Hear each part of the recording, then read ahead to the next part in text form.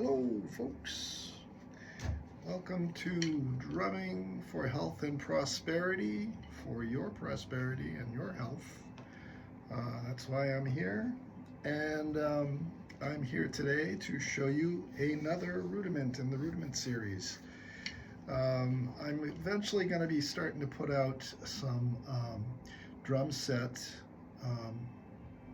rhythms that require a little bit more multiple limb coordination, and so that's going to be coming out eventually soon. I want to get going on that at some point in between these rudiment videos, because I'm getting to the end of the rudiments, and some of these I don't tend to use a lot, but maybe, I mean, there's probably plenty of uses for them. I just haven't found them, but I'm sure you can figure out some, creativity can come in many forms, and I hope you can figure out something to do with these, because they are pretty cool things to work on. I'm going to be honest with you, the one that we're going to do today, I haven't practiced that as much. I'm going to be honest with you. I haven't used it a lot. So it's called this is number 25 now. We're getting towards the end here. It's a single flammed mill. Now, if you remember the flam taps, that's a flam tap. And the way you start those is exactly the same as a flammed mill. But and it's almost like a backwards paradiddle, because you're putting the diddles in the front instead of the diddles at the end. But you're also doing a couple of singles after that. So the difference between a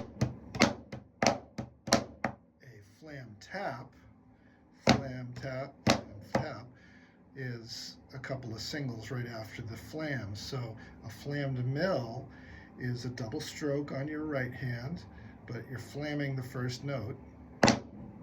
And then that tap, just like before on a flam tap, that's essentially the most important part of it. Getting that second stroke down is important. Then you're following that up by a left-right. So that's half of it.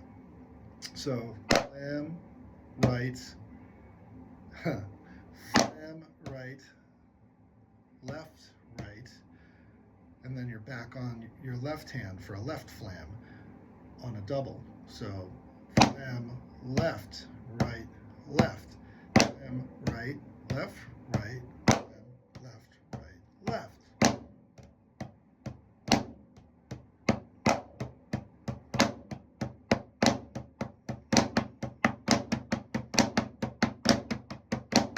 I'm not going to do that too much faster because I haven't practiced it, honestly. I'm being straight with you. It could be better. My strokes are a little high on this. Yeah, that's another thing I kind of wanted to mention. As I was going through these, I was realizing that I'm seeing a trend in a lot of my students with the contrast in volumes on strokes to taps. So when you're doing a tap, you really want that stick low. Make sure you're doing that. There's a difference between a stroke and a tap. And your tap should not be up here. There's not much contrast there.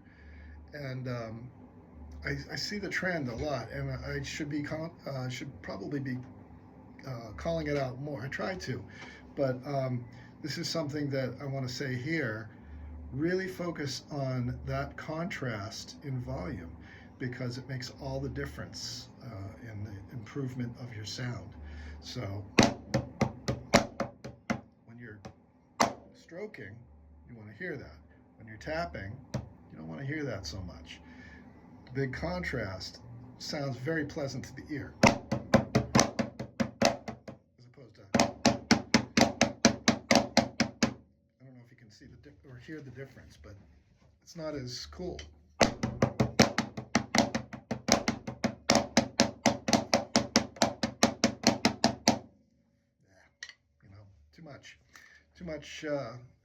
not enough contrast. So here's the way you kind of manage this. As you're doing your strokes, watch the beads of your stick. They will always tell you a story. So if your stick is going wobbly wobbly, like mine are kind of doing right now, it's because, you know, your wrists can kind of get out of whack a little bit. You want it straight up and down. And it's very easy to just twist your wrists out. And all of a sudden, if you see your sticks like this, you're probably going to be out of whack. You're probably going to be coming in and slicing. So you want those sticks, the backs of your hands flat to the floor. Not this. And you can also tell by looking at both sticks as you're set up here, you want a big wide triangle for German grip, you know. American grip is almost French fry-ish, or a small thin piece of pizza. See how my hands are kind of at an angle? The backs of my hands are kind of at an angle. So you're going to be slicing a little bit. I mean, American grip, you're trying to get straight up and down. But, and you can do that. You know, you can do that. You have to get used to it. But we're talking to German grip right now. I'm trying to focus on German grip. So it's the most easy to learn, I think. But yeah, watch those beads. Watch those beads. If they're wobbling all around, you'll know that you're not going straight up and down. And if you're high, you know, you can see that if you're looking at the beads of your stick. So on your taps, if you're high, that's a very high tap I'm doing. The stroke is fine, but the tap is pretty high too. You want it maybe about an inch off the surface of your playing surface. So anyway, flammed mill. Right, flam, right stroke, left, right. Flam, left stroke, right, left.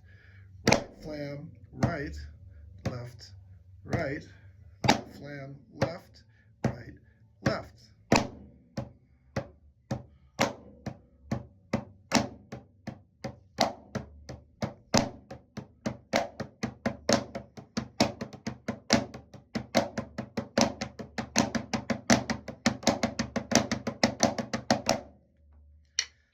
Fast as I'm going to go.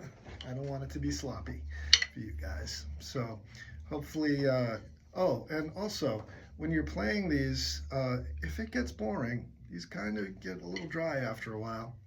Feel free to, you know, throw some music on, you know, play to some Yes, or play to some Led Zeppelin, or whatever you like, you know. Creed, what are you kids into these days? Tool, I don't know, you know. What's that? The Swiftie, whatever. I don't know. Whatever you're into. It's I see them all. These kids come in here and we're talking religious music. We're talking, you know, one kid comes in here, they want to play, you know, stuff that, you know, with the guys with the masks and the makeup and all the crazy, whatever you're into, you know. It's all music to me. I can find good stuff in music everywhere. So, you know, some have, you know, the good stuff and the bad stuff. It's just like anything, yin and yang, all over the place. I can find good stuff, and, you know, people get down on country. I find good stuff in country. There's some stuff I don't like. There's some stuff that I do. There's some stuff in, you know, metal that I actually dig. A lot of respect for the drummers. You have to be very physical to be able to play that stuff. All right, I'm going on too much. I hope you're doing well with all of this stuff, and if you've made it this far, you're doing so great, and you should be proud of yourself. So keep it up, keep going, just keep plugging. You know, it's not about the destination, it's about the journey. Have fun with the journey, and you know, trying to improve every time. If you just get a little bit further, you're doing okay. Give yourself a little pat on the back. Give yourself a little love, you know, you're getting there, all right? So it's not about getting there right away. It's about getting there eventually. baby steps. I say it to my students, you can't eat an elephant in one bite. Just keep plugging. All right, till next time. See you next Friday. And stay tuned for some drum set stuff that I'll be coming out with. All right, got a student coming. I will talk to you later. He's signing out from City Music Leominster. And maybe I'll see you in Lunenburg after school program, or in City Music up in Gardner the next time, or maybe even in Nashua, New Hampshire and Guitar Center. But that's where I'm recording these things. So all those places. Not so much from home. I have my kit, I lend my kit out here to City Music because I like my kit. Hopefully you like yours too. Have a great night, and that's all, folks. Bye.